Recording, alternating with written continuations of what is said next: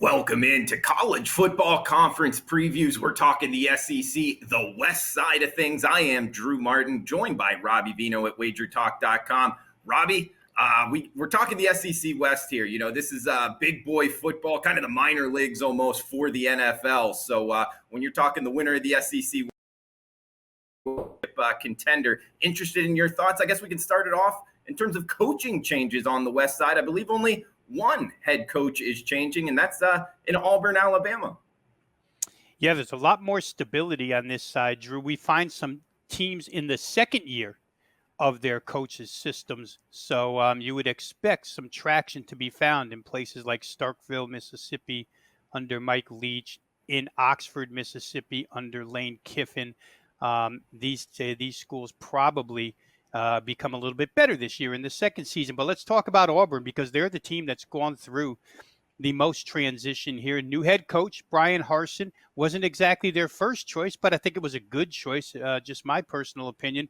Brian Harsin takes over. He brings in Mike Bobo as the offensive coordinator, and ex-Vanderbilt head coach Derek Mason as the defensive coordinator, which may have been, I mean, there's been a lot of them, Drew, and I don't want to say the best, but I'm going to say one of the best coordinator hires in all of college football is having Derek Mason as your DC. Familiar with the SEC, obviously.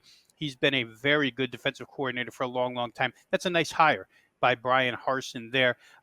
This team, they're going to change their offensive system. They're going to change their defensive system. Offensive system will look, it's not going to be just Harsin or just Bobo. Going to be a bit of a blend here. They're going to put their concepts and ideas together. When you think of Boise State and you think of Colorado State when Mike Bobo was there, two different offenses, but two successful offenses. So we'll see what they come up with as they mesh their philosophies together. And Derek Mason is going to switch Auburn into a 3-4 defense from the 4-3. Certainly plenty of front seven people at Auburn. Remember, though, when you switch from 4-3 to 3-4, it does come with some position changes. Guys who used to play the defensive perimeter wind up as linebackers. Let's get to LSU real quick here, because, boy, Ed Orgeron mandated a lot of things for this year's team, and it starts with defense. He fired Bo Pelini. Interesting, Drew, that we're doing this video at the conclusion of SEC Media Days. And Ed Orgeron got up at the podium in front of everybody and said that he didn't really do thorough research when he hired Bo Pelini. And if he had done thorough research, he wouldn't have hired Bo Pelini. He said he corrected that this year in his hiring of a new offensive coordinator and defensive coordinator. Let's start real quick. Durante Jones is going to be the new DC. He takes over for Bo Pelini.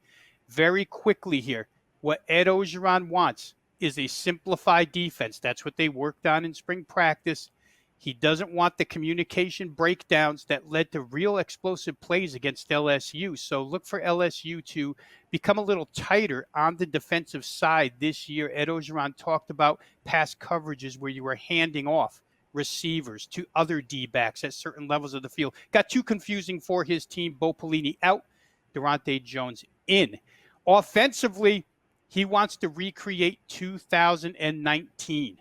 And by saying that, what I mean is he wants to get back to what Joe Brady did. So what he did, he went out and got two guys who worked with Joe Brady at Carolina and at LSU to coordinate the offense and the passing game. What we're looking for here is what we had in 2019, explosive plays, deep passing game, power running game. All indications are, because LSU has the talent to do this. All indications out of the spring are that it's gone well. So look for LSU to get back offensively more closer to where they were in 2019 than they were last year.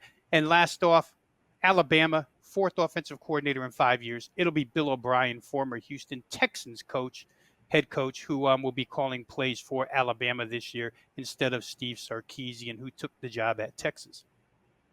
Yeah, and talk about Nick Saban and him being able to kind of overcome the coordinator changes. He's proved it in the past, so it's tough to bet against that. And talking about betting against Alabama, do so at your own risk here, Robbie. Talking about the favorite in the SEC West, we're seeing Alabama, depending what sports book you want to go off of, minus 170-ish favorite in terms of winning the conference here. It's a big drop off on this side of the conference.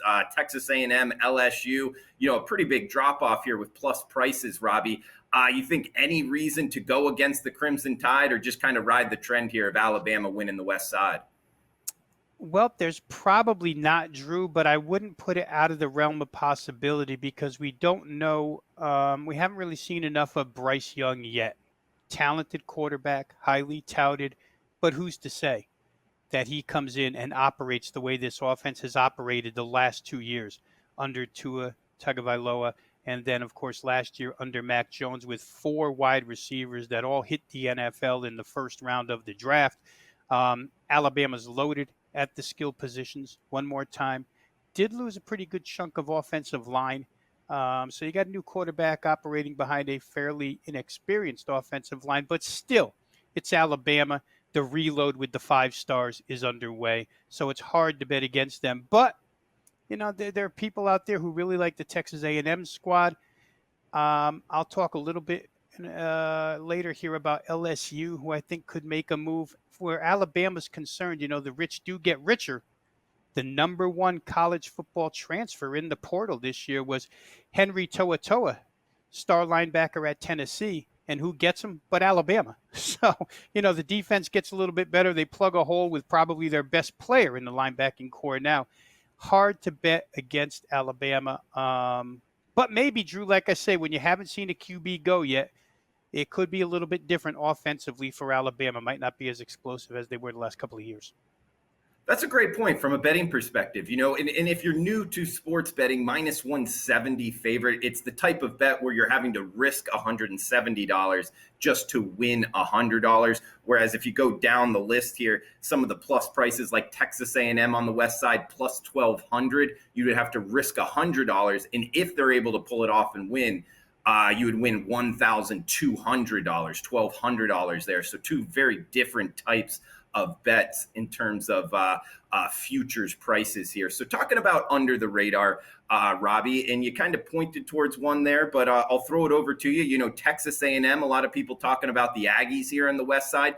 LSU, you bring up getting back to 2019 offense, of course, as one of the most prolific offenses in college football history, Joe Brady's group there with the Tigers. We got to bring up Lane Kiffin and that offense at Ole Miss as well. Also the new, administration here in Auburn. Don't want to leave out Mississippi State and Arkansas as well. What are you thinking on the west side in terms of under the radar teams to bet on, Robbie? Yeah, this is hard, Drew, because I love the whole division, to tell you the truth. And so I'm going to go 2 different ways with you real quick here. For season over-under win total, I like LSU over 8.5 wins at plus $1. 8.5 to me, you're asking LSU to go 9-3. The talent is there. I think the remains of what happened last year just stick in the back of everybody's minds, and they think that LSU is going to come out and play the same way that they did. But I don't see it that way. I think the simplification of the defense helps LSU when they can be fast and aggressive. I think turning the clock back to the style that they were successful with in 2019 makes a ton of sense. They do have 2 very good starting quarterbacks there who got a ton of experience last year. Miles Brennan before he went down with injury, and of course Brad Johnson's son Max, who played very well in relief of Brennan. So I think LSU has a real good opportunity when I go through the schedule to get over 8.5 wins. At plus $1, I like that. But if we want to talk just week-to-week basis, point spread teams that you can make money with, add to your bankroll with, I'll start with Ole Miss, and I'm pretty sure you would be on the Lane train with me because we both like Matt Corral, probably the best QB in the SEC. Second year of the system, both systems. Now, DJ Durkin and Chris Partridge on defense, it'll be up to them to make that defense better, but I think second year they can. They've got a lot of returnees back on that side of the football, so I think they can only help but be better. I think Mississippi's a team you can make money with week by week. Figure them to at least be a 7-5 point spread team this year, possibly better. And then Arkansas, second year under Sam Pittman. This team, just because of the motivational stuff and just because of how hard they play, and Sam Pittman built this team from the inside out, offensive line out. They've got a great amount of skill talent here, Drew, especially at the wide receiver position. It'll all hinge on KJ Jefferson, the quarterback. But I think Arkansas they're always going to be a dog. And I think they're going to be surprisingly competitive in the second year. So on a week-to-week basis, give me Ole Miss and Arkansas. Season win total, give me LSU over the 8.5 at plus $1. I like it, Robbie. Talking Arkansas there, maybe a sleeper in the SEC West in terms of point spreads. And guys, Robbie and I talked about Ole Miss in terms of the Heisman candidates earlier, so you can check that out at WagerTalk YouTube as well. And talking about Ole Miss, maybe riding under the radar in terms of point spreads here. Lane Kiffin, a guy that's talked about point spreads in the past, and he's a coach that isn't afraid to kind of run it up on the opponents. So they can kind of cover some numbers there under the radar if you're looking to bet on the Rebels there in Oxford, Mississippi. But Robbie, we're running up against it time-wise. Throw it back over to you for maybe a team to fade here in the SEC West. And as an Auburn graduate, I'm kind of worried here because that's the team I would look towards. Boy, I tell you, I'm going to fade Texas A&M under 9.5 wins, Drew. I think they're more of a 9-3 team than a 10-2. Again, it's a freshman starting quarterback, right? Whichever one they pick, whether they pick Hayes King or whether they pick Zach Calzada, it's a new quarterback here behind an offensive line that was nationally one of the best and has lost 4 starters. Now, granted, the guys stepping up are highly touted, and head coach Jimbo Fisher says they'll be even better. Will they be even better right away? I'm not sure. 10-2 is a lot to ask, especially when you play in that division and that conference. So give me Texas A&M under 9.5 wins. They go 9-3. That's a great season, and that cashes a ticket for you.